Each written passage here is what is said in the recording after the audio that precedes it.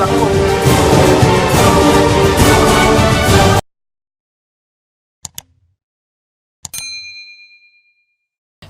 balandi masolo équipe nationale mbote na bino banso bisika bozwami tozana esengwa après tango molai otukutana kina bino te pona koyamba moko oyo mwana mboka kenda sango Denis Kambai Chimbumbu sénateur mingi ya plateforme monene FCC parti na e politique PPRD biso banso toyebi yango tozali pe na esengo lisusu ya koyamba ndeko la biso Jules Bulembi utakende ko représenter équipe nationale na CAN ekozambala yambo tokutane lisusu ndeko Denis Kambai na pesio mbote mama Sylvie mbote équipe nationale o topesaka kombongo ya équipe nationale donc na na isengo kokutana bino boye. Le grand problème qui est là, c'est que depuis, on a comme un gouverneur de tout le monde, on a 15 mois de combat à Kassai. Et l'autre sénateur, merci beaucoup. Tokoloba masolo akante siko bozalaki na Jules Bulembi kuna Egypte wapesika bilan pe ezalaki nango pe akitoko makasi te po tokobomba ngo te tokolobela ngo mukomo susu. Amen. Mais lelo tolobela masolo ezali ya Sénat. Solo mama Solange na mopandi na masolo antena ndeko Zulu na masolo kuna na Canal Kin ngai mei na masolo na Sembe toni tolobela o etali mingi élection ya bureau définitif ya Sénat ko sala mabongo mukolo samedi dans 48 heures masolo ekoyeba nango meyo ye mingi kolobala o etali ticket na bino bazoloba ticket a problème mibali mwasi azalite ticket o ezana bato mususu baza impopulaire bazana ba bibembe na ba tiroir na bango yo yepona ko défendre ticket na moment to kobeta masolo démocratie et lokola ticket na ba élection ya kwa ba bureau na ya institution mona lokola Sénat est-ce que c'est important maman webi makambo politique za nemo na makambo bale tozana ka zelo to kobenga net équipe nationale mutu uti côté na FCC eza regroupement o ya munene plateforme ya munene on a kati nango ba regroupement ezali ba personnalité indépendante bazali na ba parti lokola biso ba PPR to na kati donc il est difficile ya koboya koloba ticket et ni koloba ndeni batu nyonso bana kati ya bureau ba membre ya parti moko te ba indépendant bazali lokola ba Tambo Mwamba PPRD bazali lokola ba Evariste Boshab AAB bazali lokola ba vie Tibasima ACO bazali lokola ndeko na biso Eric Rubuye o avie makila na Zabalafio zo ATD nini ba baza G18 baza na kati ba prof Kaumba en plus aussi na Sénat pour une fois to kende vraiment na lombango to tika lidusu te ninge tika na côté ya bande na assemblée nationale na kati ya Sénat bon on appelle ndeko na biso pe ya Lamuka za kuna po biso to linga to sala biloko changa te to yebi ke ndeko na biso Marie José o ba kamitatu donc opposition quoi bato Lamuka baza na kati wana o ba pesi pe candidature na wana to combler bureau mo mapoto ke nembango to na retard makasi sur makambo ça fait depuis l'élection s'est mis depuis décembre 2018 to commis déjà en juillet déjà août comme au quota ça fait tout le monde a temps il y a beaucoup de choses à faire mais il faut que na lombango to sila na samedi oyo to tala mambo za oya yambona pesa baninga maloba tozalaka na kinga kati mitune tuna makina ngoteli ba ambition personnelle ya bato institution lokola na toba na assemblée nationale makambo elekaki na ngona mama bunda na bandeko nyonso eleki na problème te boni makambo ya ticket o mingi na hoteli présidence ya assemblée ya Sénat iska ba pesi mwana mboka Tambo Mwamba comme candidat et ye ko mema mobuluti engambe lokola professeur Bahati Lukwebo azali na poids politique makasi na elongo na regroupement na ye bakoma libanda masolo na hoteli FCC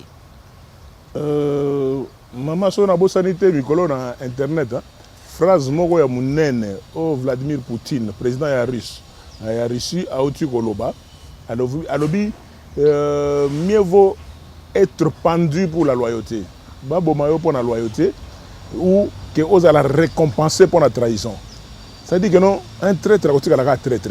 C'est-à-dire quoi concrètement na vie to yeba ko sala masolo ne to ko tambola na ko to saka na maloba o biso moko to lobaki tokutana to surtout depuis nazongi kana ngana ke kingakati 2 fois tokomi na kingakati wana to wana ba grade mutu na mutu ba niveau to mona ba tableau za kapembe na mokonzi wana ezaka bango wana mona ba chef de regroupement wana ndo mona bango biso to na biso kaka ba membre to zalaka mais balikili mais au mona autour ya pembe na mokonzi mona ba grand prêtre wana nde bazalaka alors siko bango bazobima eloko bo mabiso to za supo à l'époque à Jésus oyo mutu akoloba likambo ta mususu vidéo eza te Jésus aloba ne to kuma otanga na ba Bible awa ba caméra nyonso boswaka o makambo to koloba o so kolobi le contraire les jours suivants okoya Gilles olaxanga mama sola olobaki boy c'est-à-dire quoi biso tout olobaki moi je me rappelle ba nungu ezali ko circuler qui va être président de bureau ngana tambola Denis Kamba je me dis moi mais je me parle de moi-même vieux bouche aibaka la président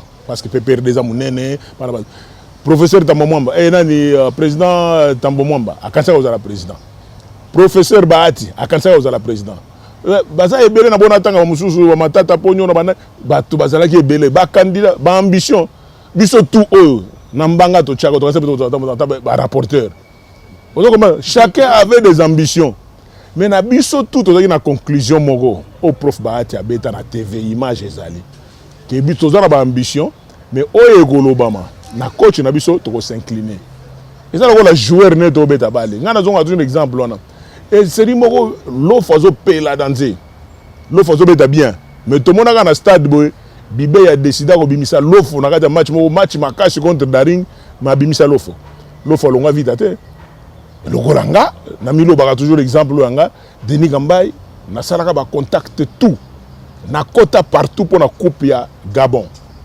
na mbana ambassadeur à Gabon na kota banzela tout obino obulinga kotonga na kota partout na bi coupe de koza na Afrique centrale egotika la kaka moyo kaka bo kibota ovandika boye oza suna gouvernement mais na pesa mona mai nanga wili ba konga na biseke no tata omoni nzelanga na gendaki yango Simba mais wili azondimate azondimate ke nzela yango donc pour dire quoi nous sommes dans une équipe de football.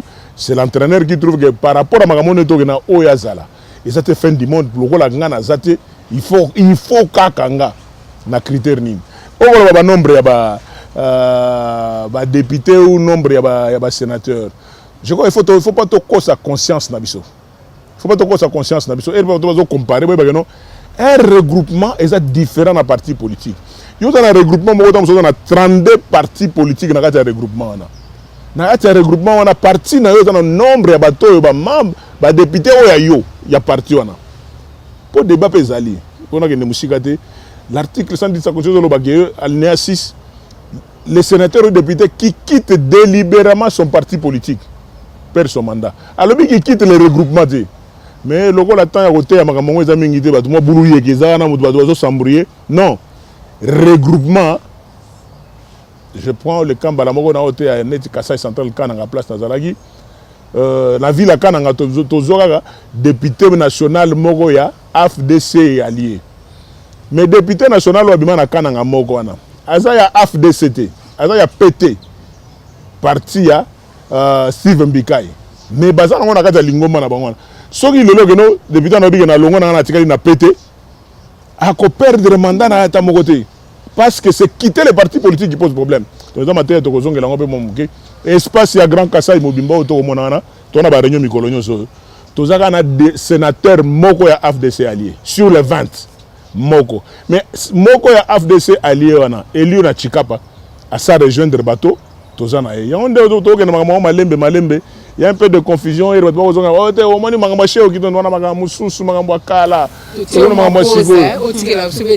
merci beaucoup maman. Honorable Denis Kambai, autangi a olobi moko entraîneur ceux qui a kwesi mibeko joueur à lundi. Joueur à lundi mais dans tous les cas ils ala ka bon temo tout na ngeli elo baboy. Pour nani lelo ba choix il y a autorité morale, il y a FCC. D'une manière générale, ils ont controversé. Pour nous dire qu'il n'y a pas de zoaka bateau, quand on a mutuana ko bima, donc bateau basé ko ba ayekutu, akoko zalati. Et le quoi ba malali za na ngwana belé kitoko, mais autorité morale ya FCC Joseph Kabila aokene na eka kopona kaka o epola na meka to meka na o epola or ekoyebe ko pesa problème na libu Mama Solange tikara beta ali Solange ezaka motema mabe na égoïsme oyebi ke nga Denis Kambai kokende na nga na kenda na kananga ezaka volonté personnelle à autorité morale ya FCC parce que dans la partie na nga na PPRD batikala kopona nga te que parmi les candidats gouverneurs, ba liste kenda ba Kankonde, ba Vieux Bois, ba liste et comme na maboko na ye. Atale lobi mais par rapport à la réalité makambo za na kananga kuna. Topona donc na wala boye président Obemina kwa benga SP Shadara benga no mo konza décider. Est-ce que so kiki na moment wana bato na lobi te na leki bango. Mais la vérité c'est que choix wana bato pesa ka mo konzi raison. Que so ki Denis Kambaya ki na kananga te. Mais les stabilités on a ba élection ndenge salami ndenge ezalate nazo mikumi sa te eza réalité que je te parle le choix il y a volonté ba grand prêtre ne ba saka makambo ndenge ezali non ezali ere mateli ya lobi no na minute oyo vraiment nabimaka bongo alors nazongeli sur ba choix ebele o mokonza sa ba pesa ka toujours raison après la présidence de la République mais présidence de la République la FCC merci beaucoup pour la motuna wana motema mabe lelo na komona bato bako kwakola na ba télévision bako loba n'importe quoi na ba télévision ebele wana soko tuni bango est-ce que yo lelo bango FCC ça la campagne pour na Shadari basalate babuda même comportement moteur bon so ba ponio tout va bien loko les ayo biso bangamba na yo wana to betoro mais oui batongo to tanga mangamba politique il y a des personnes ba oleka na kisa ba yibango te s'il faut ba l'action que mututel mais il y a bilongi mususu obimika ka fara ye mututel mutu ya proche lingandi mais il y a quelqu'un à robetane ka chemise kepi ka ba côté à côté chez Temba à côté partout à côté na stade mutu ko chaeka azate po ba yebiete mais ba face mususu za so ba tali bango ba lobi que non o eza face ya côté kingandi na zongi na makambo na zai koloba na yo maman batu wana nyonso lelo bako wela pouvoir première chose ba sala campagne pour na Shadari donc le moment où que mokonza mboka a décidé que Shadari akende babuda ba salela yango biso to tinda ba information ce ne sont pas ba AG Kalev na ba ko boya lelo ko yoka information to il fallait to lo bango lelo ba toye bana ebele bazawa na lelo bako wela na FCC babimi lelo parce que comment expliquer une chose que tozo perdre présidence mais tozo zoa ba sénateur rebelle tozo zoa ba député national rebelle qu'est-ce que le candidat là disait bazo kinde ngana zo mais c'est ça la vérité na kananga je peux vous dire que batu baleki ata 2 ou 3 4 leaders te o azo risque ya koloba bo affrontement akoloba makambo Shadari bote mais lelo na mona ka bango ne bezo wela minduki na la police te pona minduki te za esprit ngana solo na bandeko na nga tout na expliquer bango makambo polele na ebisi bango gena bana mai omoni ba politicien wana tout ne bazana ebele babetaka masolo na bango moko soka se retrouver te a comme opposant yango vraiment na tala ba film so mona baneti Mobutu Maréchal wa da prophète Maréchal aloba biloko belé yo lo ba ngamba Maréchal te na rappela ka bino o boko mona wana ebele bata ba opposant ce sont des aigris c'est-à-dire que non soka azuite a comme opposant yo ko trouver le logo no bana ya masolo na tanga komba parti na bango te bo vandi na salle moko boye une vingtaine de personnes boko beta masolo oh Fachi yo kasi ke bato limité ba kidiba bebi ke bozo ba coopérante bebi ke ba coopérant bozo sala bo lokola bozi ko to te boya ko to ba ozo Martin Kabuna ni Augustin Kabuya ebi bango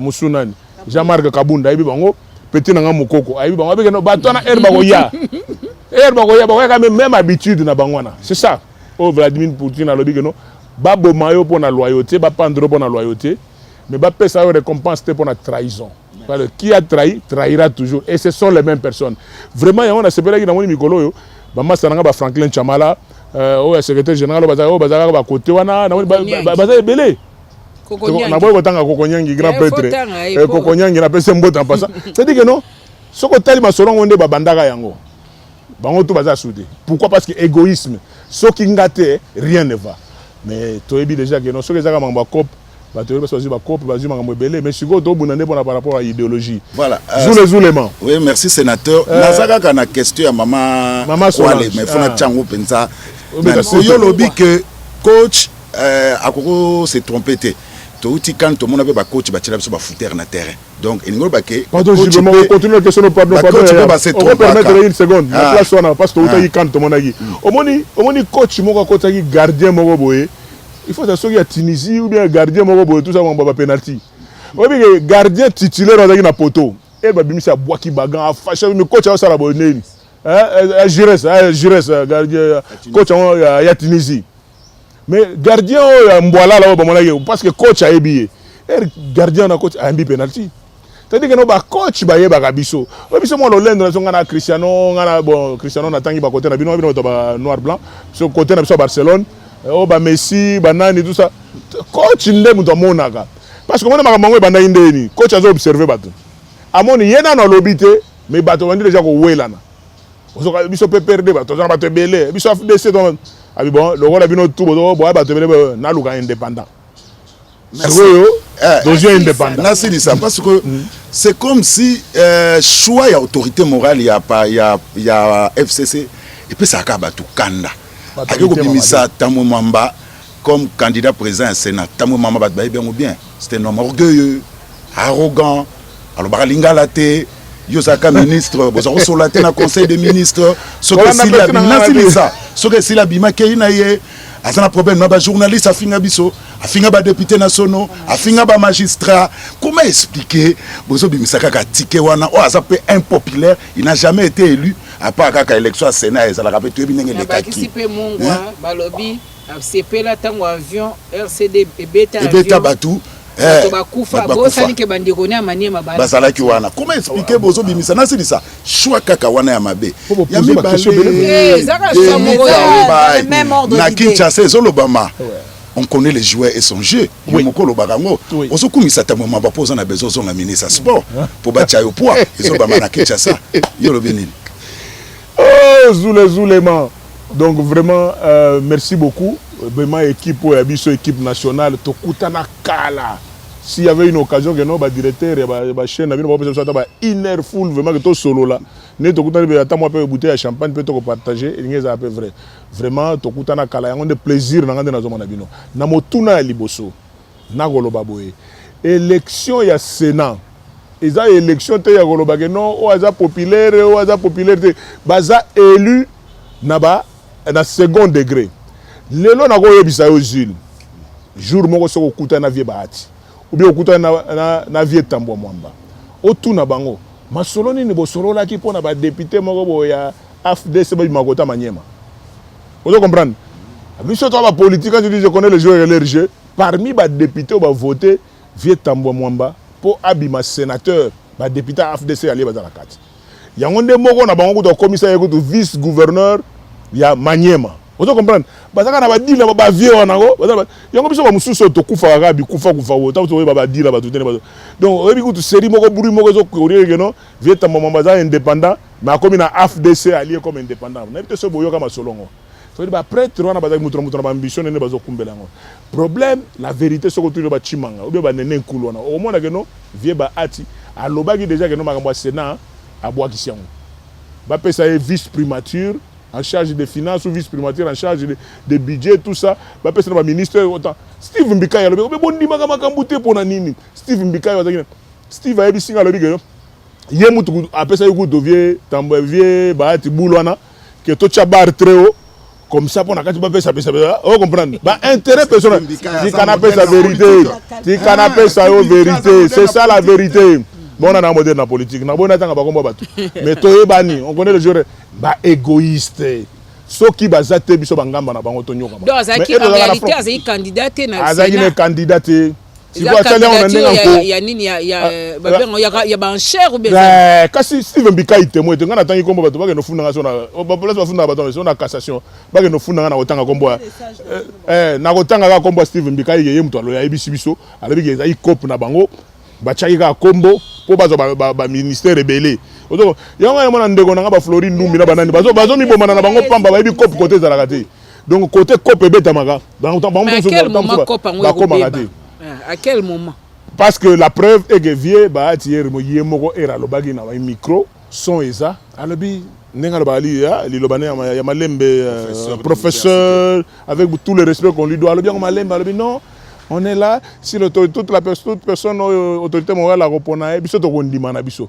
Mais bon tout na vie, idée changée quand qui est derrière vous? Non ça l'album musicien. Qui est derrière? Est-ce que ça va quoi? Frère, qui est derrière vous? Qui est derrière? Nana ke la musavi anga nation nimagine à côté du gouvernement, vice-premier ministre.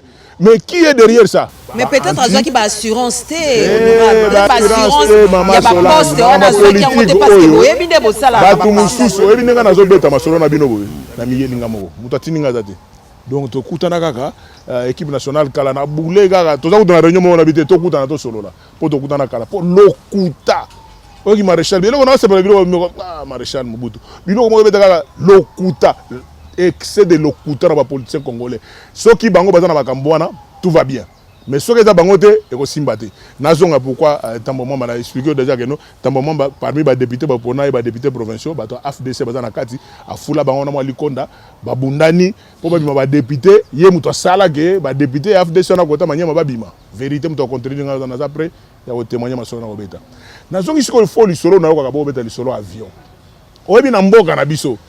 Jour tokolo bageno to tcha batu na mitalaka ya des gens muta au mitia miroir est-ce que zanga on a changé le tokolo bago beta boso to tcha la conférence nationale gaga sur ba passer à batu to beta on est belé vont se taire dans tous les camps ezana ba lamuka kuna ezana ba cash ezana ba FCC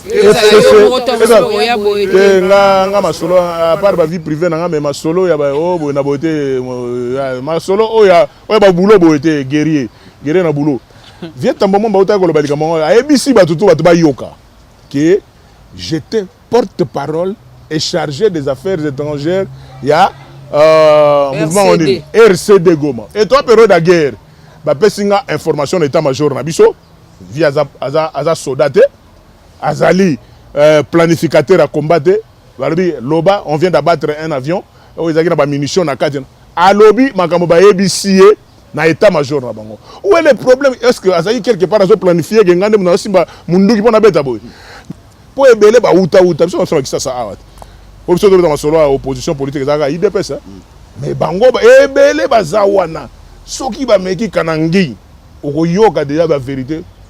Papa, oh yote, yo mta planifier ko dote, yote, c'est-à-dire que non, tout ce qui ko landa, tout le baba compétence na minute oh. Non yo minimiser le bateau. Na lobby bongo te, ko loba nanga na lobby te, na lobby de vérité, na ko minimiser comme impossible na ko sala ngote.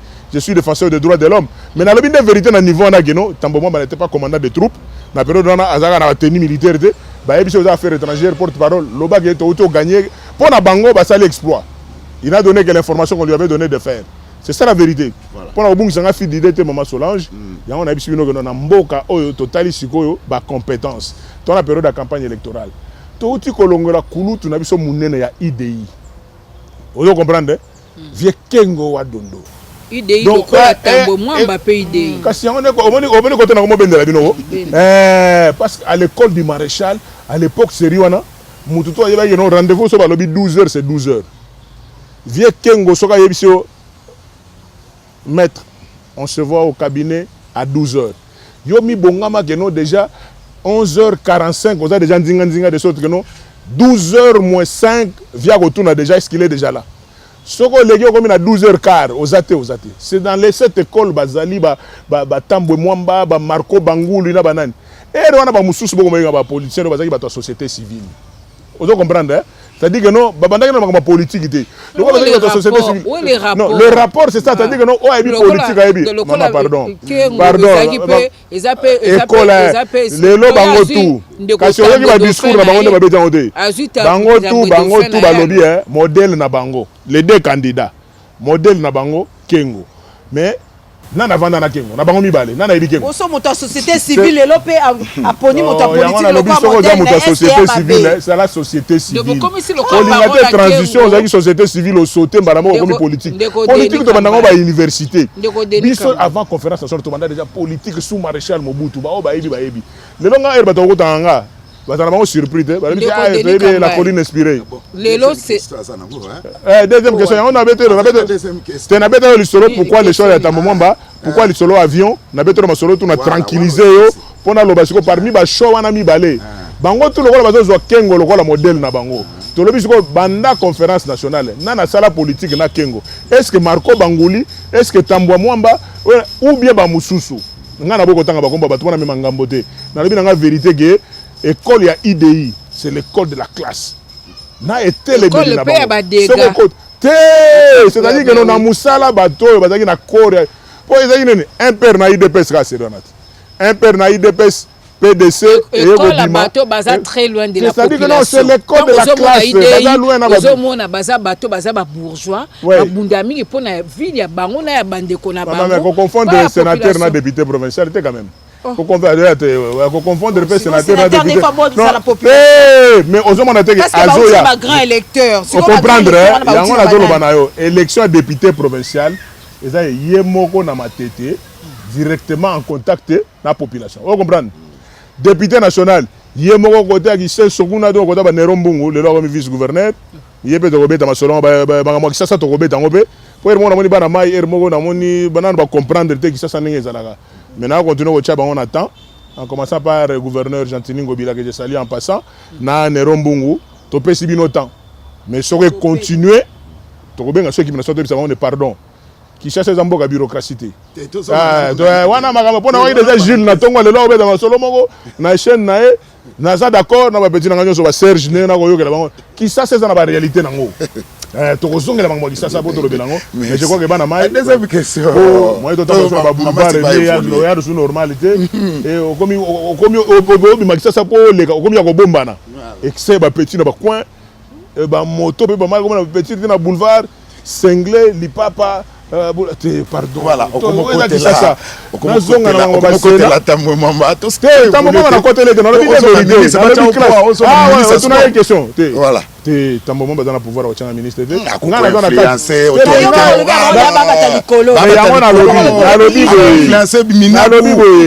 autorité morale na biso il y a FCC aebinga bien il connaît mes défauts na ba qualité nanga naza parfait na ba défaut ebele mais na quand même par rapport à combattre mutu te la ko sala ngoye yene entraîneur ozo mona te que no surprendre ga ebele que no ba tindi ba liste kombo na ngezati kasi yango entraîneur on peut mais oyo ga do entraîneur ba non papa mais moi na mobile bonyoko lebe trop de lozo mona ebele succès te zena sisa comme la que peut entraîneur peut ba boya ka oyebi ke ebele o ba kendanga na ba dossier ba bité Denis Kamba ya tikana na ministère du sport lelo autorité morale comme oyebi sa bango Bino herbo yaga ouais non discours na bango ezaki boye non mais ce n'est que la chance il est là par chance et bato basala l'équipe nationale c'est Ibenge na ba joueurs mais ce sont les mêmes joueurs qui sont là c'est les mêmes Ibenge mais qu'est-ce qui se passe conséquence donc c'est-à-dire que no makambo balle il faut koyeba yango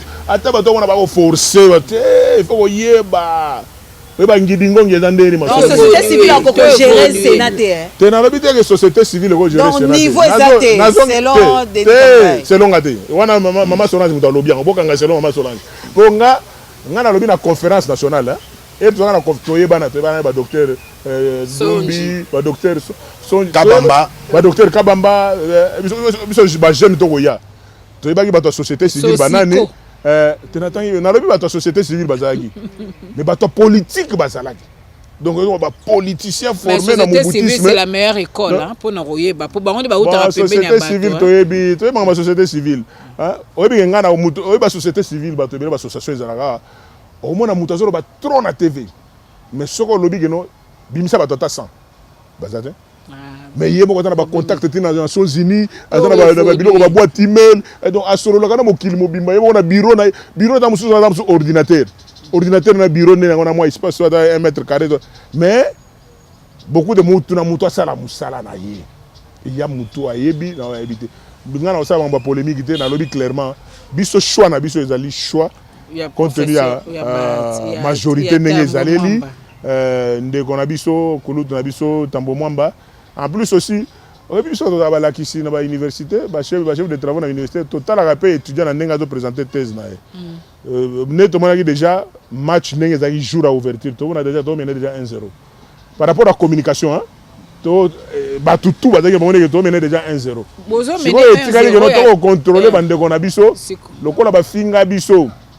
petit Serge na petit balega ebele na TV ba yeno ba sénateur ba corrompu ba corrupteur ba corrompu mais siko poto tumbe na logo wana ti eza ndeni mutu atanga ba oya ye publiquement na miso bato c'est-à-dire que non yo organiser dîner na yo bato na yo bato bamoni bango compter bango biso peut organiser dîner na biso bako eza na molili te mais bato mususu le vote est individuel ba mususu bako zala na balie na bino mais na nzoto na molimo mais akokende pe dîner mususu wana o atake dîner on a te azala molimo na mutu mususu mais il faut yango biso tout au milieu belage beaucoup kozali kati lobi eza pas anniversaire ya autorité morale kasi on a bien partir kinga kati boko que nous ba stylo boko que nous ba instruction bastilo avec caméra mais boko que ba jeton boko que nous eza nini bozoki kuna kosala nini ezali tona mabela fumuki mbango eza mutu nyonso ayeba ke on ne peut jamais trahir sa conscience. Ata oye na styloté, ata oye na nini te, ka place oza wana. Oyo ka moli mozo biso no keba na trahison. Oyo ka moli mozo keba na trahison parce que mutu azo trahir sort na eyeba na kana toujours. Okomona ka obi ezo ba petit to tanga ba campus kuna to kanisa ke no maréchal mbuto zo mona biso partout. Mais si le lobby autorité morale na bino Raïs Kabila amona biso partout. C'est ça le pouvoir, c'est ça le pouvoir africain. Réalité c'est que nous sommes poni côté ozali tikala loyal na côté na yo. Tu veux rester na FCC.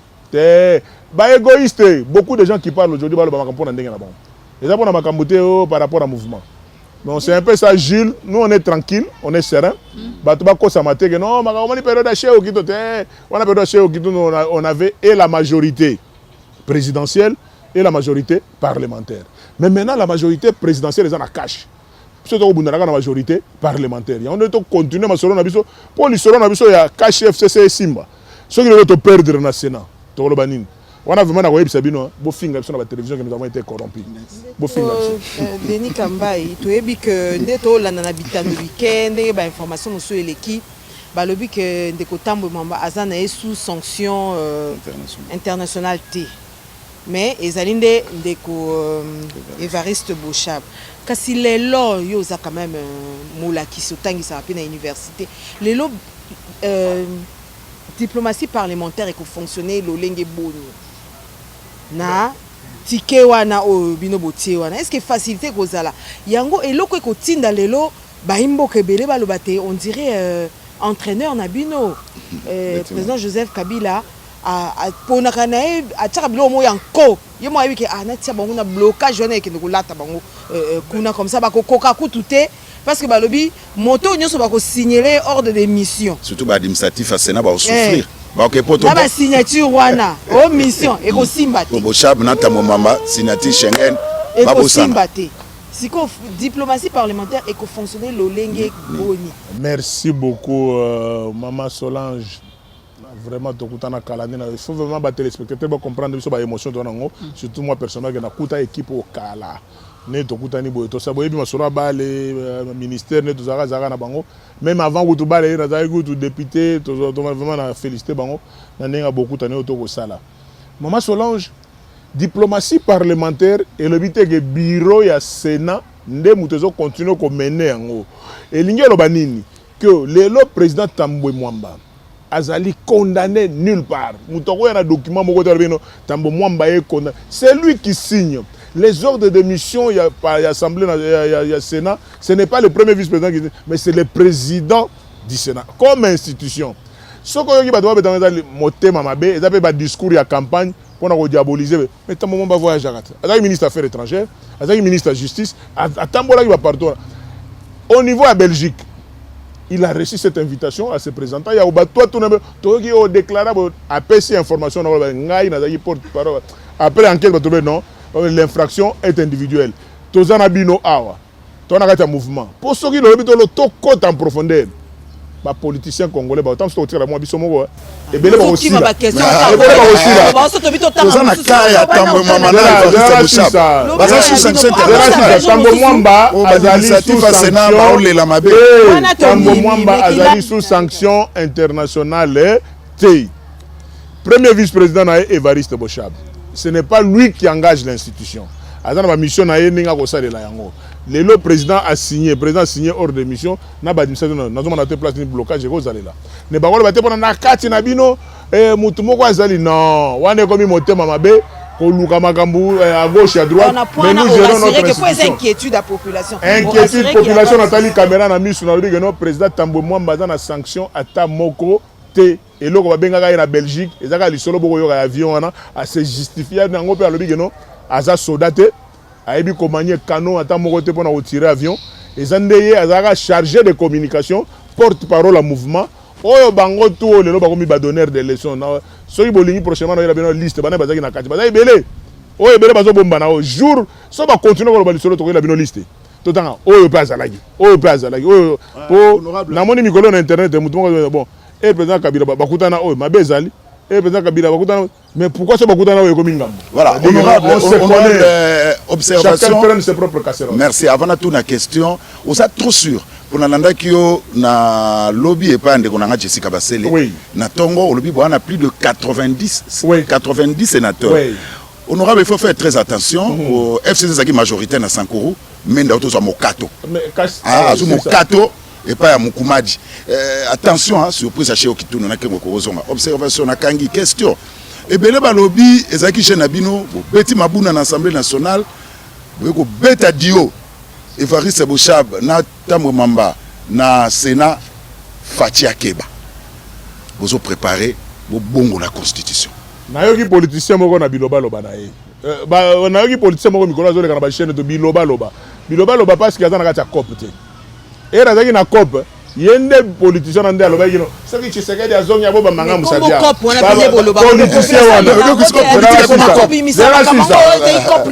yende mutoloba kino soki Tshisekedi azongi abo ba yende mutokomi biloba loba o ba toyebani bana Congo ba kino ba congolais bo fongola miso les politiciens congolais so banaka masolo tout va bien so banaka masolo tout va mal c'est ça la vérité. Mais pour nous rejoindre solo deuxième question de Mabunda na assemblée non Evariste Tambo na Sénat est à danger oyebi pona koboxa lisolo ngondeni et bato ba koloba biloko ngo bamona na poko boye Raïs Fachi bango ensemble ba ko travailler na bango balabi te to kolanda ba ko travailler te ba ko komela travail to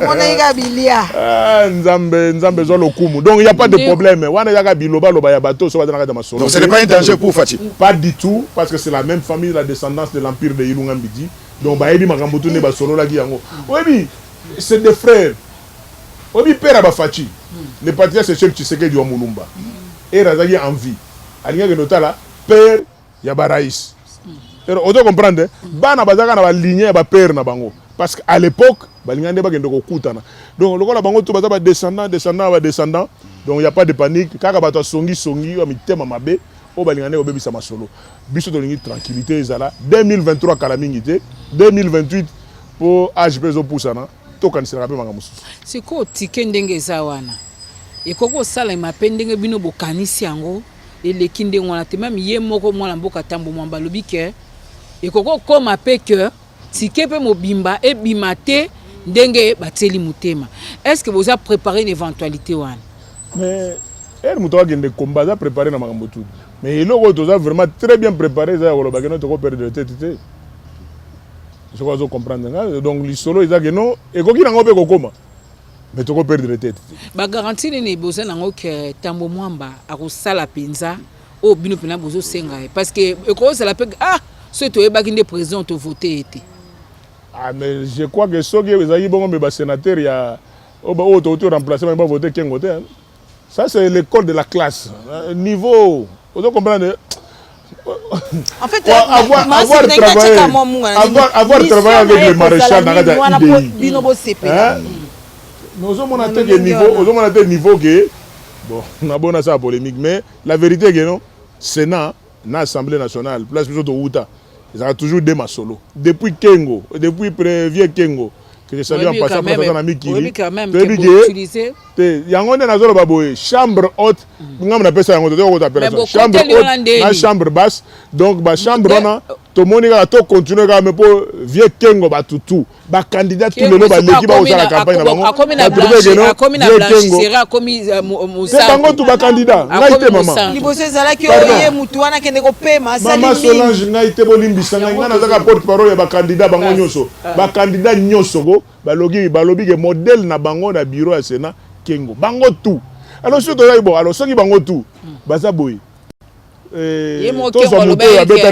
ceux qui y a ça te na tambo mwamba oyebi ke vie kengo pe azospénir pe kengo pe alobi ke no ninga azotala bango wana mutu akozala vraiment lokola ye baza koleka ye bien kozala ezaka tambo mwamba to sepeli pe na bo na kata te leki na biso Eric Makangu Eric Makangu candidat Eric Makangu ye baza candidat président candidat bolobeke ba favoriser candidat ye moko ami lobela lobi vraiment o eza bitumba banzoko vraiment Eric Makangu place ozali cher collègue Losako ke maintenant na ndenge na mimoneli ngape na collègue candidat président mais mutu aleki biso tuna ba président wa ngai te po boyela bo kambai mutu alobaki président Eric Makangu candidat yo webi yeba na ba électeur asaki na ba électeur na yo balinga ba voter mais alobi no bino to bato croire nanga to kende pa tambo mwamba po Sénat ekokita te po Sénat ekokita te bino boyebi quand même ndenge bokomeli na Sénat wana toyoka masolo ba 20 000 ba 30 000 bato musu pena ba 50 na ba 50 bato musu pena no ba récupérer te baza pe na kati ya koluka et ceux qui essayent de récupérer à moins d'abord na ba dépenser bino PFCC bozaka bato à mot d'ordre sans soubassement to kosukande maman Sylvie nazo ebisa yo ke to komona ngo samedi oyo parce que mutu to na conscience na e lobby to na coaching pe mususu be entraînement réarmement moral yo kozalaka yo kanisi ke yo moko me tozo mona oka tozo mona oka na nzungu kaka bo to bike no to bando tangela yo 1 a chenani 2 a chenani yo zo kanisa uza yo moko me milimo ezo mona yo na ozo mona teke lelo soki bahati elle est différent honorable période yo na période wana elle est différent. Maintenant, nous n'avons pas la majorité présidentielle. Nous avons la majorité parlementaire que nous devons contrôler. Bisotou. Au moins, il y a un débat qui est en retard. Pour ce qui est voté. Honorable, aujourd'hui, les losos a créé surprise. Et ça la fissure na FCC. Des fissures mais pour toi, il y a un sénateur qui a mis tout nana que tant mususu ndokiye banane mais majorité parlementaire ekotika na ngo majorité parlementaire coalition FCC cache ekotika na ngo mais ba oyo ba trahir to kotala na nzungu to komona ke oyo nzungu ane ko la sape boko tia ba tu caméra caché po kengela ba boyo na tanga yango bongo na lobi ke parler du peuple eza nzungu oyebi ke parler du peuple na ba caméra za partout biso ba to tia yango te. Est-ce que bon, c'est secret? Vous avez dit parler du peuple, la salle, plate, la caméra. Tu es au monde à l'Ikasa, moto na yango na lobi biso bato to cha yango te to kuta yango. À moins que ba caméra on peut ça la répéter en show qui tu dois perdre daka. Voilà to. Mais série à show qui tu dois moi Gidiba. Hein? Vraiment c'est la réalité. Ton contact ton mona ba réunion na ne do sale là yo mama bozo benda bandi bozo landela. Mikolo tout on a coaching. Donc to pe magatsu te bana magambo to bana. Yango to lobi esprit à bien. Il fallait banama et belé à chaque poste. Moutonamoto le batenga na tigi. Est-ce qu'on retrouve que ngande na zaboé? Na sa la campagne à Moutolamoka. Vous comprenez? Pourquoi nazo sala ngo parce que na nginde ko pression, tu parles de pression. Nazo sala yango pona biso no ser na biso na à rendre biso service. Trop banato bandi, c'est une jeune dame et en plus aussi il faut moi si pas dans un bureau. Donc mais ta mérite ça te mérite dans ma casse on a français malamu maman collègue azoba en plus on tanga peu moins mingi to sentir as jeune que en plus peut outil la muka et ça poste de tirer la muka la muka lobi que non nous avons proposé tel nous devons nous incliner la muka que la muka na Sénat vraiment on a copie très bien à la muka na Sénat cash ndebo te bango libanda te cash bango moko position na bango bala ça que mutu il fallait azala wana azo kendene gouvernement François Mwamba mais facilité ozo comprendre Solange biso cash FCC to na katia coalition to solo là ceux qui n'ont pas cop moi je ne veux pas donc mais ils n'étaient pas les seuls ce n'est pas à nous d'imposer la cash ce n'est pas à nous cash eza famille to ko solo là mais donc boza ticket na bino cash peso soutenir bino absolument biso to na kata masolo c'est la coalition non et monsieur Nsele possibilité ni ezali ete pour nalandaki discours à mwana mboka Tambo Mwamba en tout cas parti on a la CPL na okoloba ke après élection à samedi yena ndekone bahati ba relation bebate nana tout na possibilité ni ezali attaque le lobo bo radier mwana mboka bahati yo bokanisa peut-être ko maye moko mena sima na ngulu pape landi possibilité ni ezali ya réconciliation parce que boaba na tata moko papa na bino autorité morale na bino ezali bongo vraiment Joseph Kabila Kabange naza porte-parole na réconciliation naza porte-parole à mitema ya batute mais eloko vie Tambo Mwamba otaki koloba na ebisi bino awa parmi ba députés provinciaux o ba vota Tambo Mwamba na Maniema ya AFDC allié baza na kati vie Tambo Mwamba vie bahati baza bandeko ya Grand Kivu balobaka Swahili nga Swahili na lobaka na manevre to dire que non balobaka Swahili do bakuta na kana ndenge na ba niveau ya Grand Kivu baza bandeko eloko moyo kabola bango ezati c'est-à-dire que non na côté on y a pas de problème mais biso par rapport à ba principe ya politique on a regardé FCC. FCC, bah parti politique ils a ébélé, bah regroupement ils a ébélé, bah tout baza ébélé. C'est-à-dire que non, où on est dans la discipline, où on le dit que non, on a dans la discipline, on a obéi à ma solo, on a obéi à ma solo. Bah oui, on a qui ndoki amo iti ya kimukolo. Tolia qui ndoki kimukolo. La vérité c'est que toi on a ma solo vraiment. Merci, nandenge biso obéi le solo na les logues pour na biso. Bah 2006-2007, ouais bah chez Okitondo za les lotés. O Israël les lois que non, tout dans la majorité présidentielle, tout dans la majorité moko majorité parlementaire. To kolande lango tu na suka. Mais to que ne pas na voter bana mai ba yebake ata ozayo moko. Mais milimo ya parler du peuple ko tala yo pour na respect ya consigne ndenge ezali ala. Eza ba intimidation. Eza intimidation te makambo to yebi mo pepe tambola bongo. Mo kele tambola bongo na mo pepe. Donc na suka to ko zonga susu. Total analyse na biso ndenge ezali. Bonne chance na masolo ndenge ezali mais biso ticket na biso ba doit respecter et clin d'œil. Na leg na biso ya moi si collègue maman Kamitatu auto ko soutenir be ya Lamuka donc côté na biso to ngeno air to ko bimako 7 personnes na babimi directement na maman moko pe na kati o ya FCC maman malunga zalaki te yango bokanga mi ba tout bazalaki équilibré donc bato tout bazaya ko bae bino maman o nazo sala campagne no yogiete aza moto ya Lamuka mais FCC ba mama pe mayele bazali kuna boka kozwa eza famille o biso o moni différence à côté Sénat ezaka boye Sénat to yokanaka na ba opposant na ba tutu pour na intérêt ya ba province na biso to utela na intérêt ya mboka ndenge za to na double mission contrairement à l'Assemblée nationale. To souhaiter bino bonne chance. Merci beaucoup vraiment Nzamba Zolokumu. Ça va pas perdre. Ko perdre dans mon boulot. Ngana ko zonga ka bon na ebisi bino déjà que non parler du peuple ba caméra cachée zali.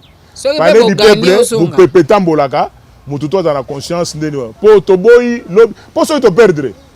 Na ko ya bo finga biso. To ko une trahison. Congo Avenir. Mboka ya Bakongo.